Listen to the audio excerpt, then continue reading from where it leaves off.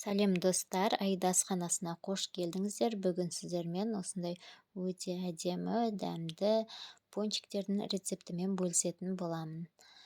Енді тестімізді бастайық. Сүтімізді жылытып аламыз.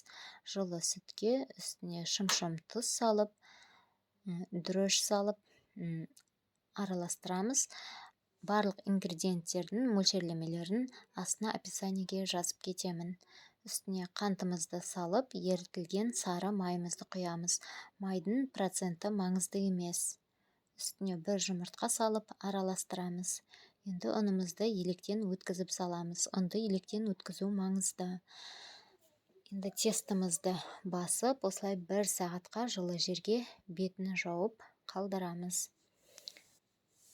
Тесті міне осылай көтеріліп шықты. Менде 1 сағат тұрды. Енді оны илейміз.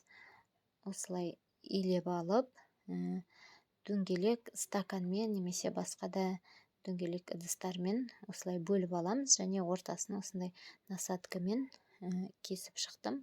Барлығын осылай доғаш тәрізді дөңгелектер жасап шығамыз.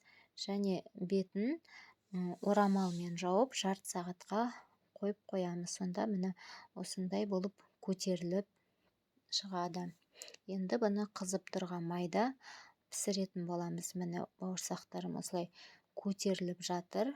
Пончиктер өте әдемі болып пісіп шықты. Барлығын осылай пісіріп алып, міне осындай ақ жолақ полоска болса, бұл деген бауырсақтың пончиктеріміздің жақсы көтерілгені, міне жұмсақ болып шықты. Енді шоколадный ганаш дайындаймыз. Шоколадный ганаш дайындау үшін сары май мен шоколадымызды водяной баняда ерітеміз.